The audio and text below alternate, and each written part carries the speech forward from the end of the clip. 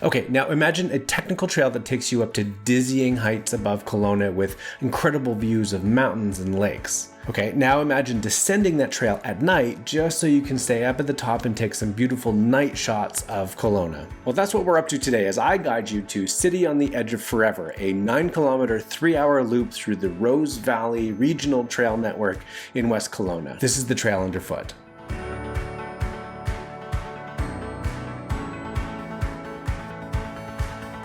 Rose Valley is an interesting park in West Kelowna. It surrounds Rose Valley Lake or reservoir, and it's a vast network of trails that scale the mountains that surround the lake. It also gives really beautiful views of West Kelowna from the other side of Okanagan Lake, of course, depending on how high you are on those mountains and if you have the right vantage point. This is also a series of mountain bike trails, so you do have to be careful and read the signs, especially if you're climbing up some of the steep sections, which are also descents for the mountain bike side. Now, the trails are free to use, and there's a number of trailheads available. For this particular hike, I parked at the end of Rosewood Drive. So City on the Edge of Forever is actually a loop, so there's a couple of different ways that you can get there. For today's hike, we actually took one of the first trails on the left when you're going down Reservoir Road. It's called Rocky Road, and it's a very steep ascent, and ultimately the trail becomes another trail called Jabberwocky. Once you get past the initial very steep ascent, the trail levels out a little bit and is punctuated by really beautiful views of the surrounding valley, the lake, and the other mountains that surround the reservoir. Jabberwocky also has some really interesting geological features along the trail. Now, some of the big boulders that you see strewn about are almost certainly fallen from the surrounding cliffs, but there are also some really interesting, almost like rock towers that seem to be jutting out from the earth below. I have no idea what these are. One of the theories that I had was that these are the remnants of old lava tubes, where the denser rock from the lava tube stayed and the looser, less dense rock eroded away, leaving these spires or pillars in the ground. But this is just a theory. It's based solely off of my own pontificating while I was hiking along the trail. So if you're a geologist or you have any other explanation for what these are, I'm actually super interested. So leave a comment below and let me know. So Jabberwocky continues for a little while and climbs up the side of the mountain and eventually gives way to a trail called City on the Edge of Forever, which follows the ridge and gives beautiful views of Kelowna, of the Rose Valley Reservoir, and of Okanagan Lake.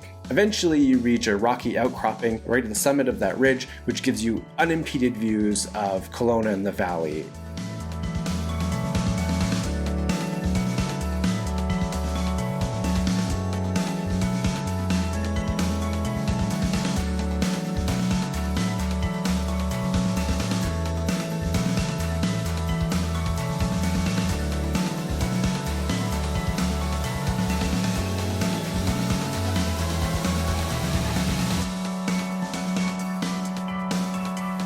I actually hiked up at the end of the day because I wanted to reach the summit at sunset to get some beautiful views of Kelowna at that hour, and also to get some photographs of Kelowna at night just after the sun goes down, and I was not disappointed.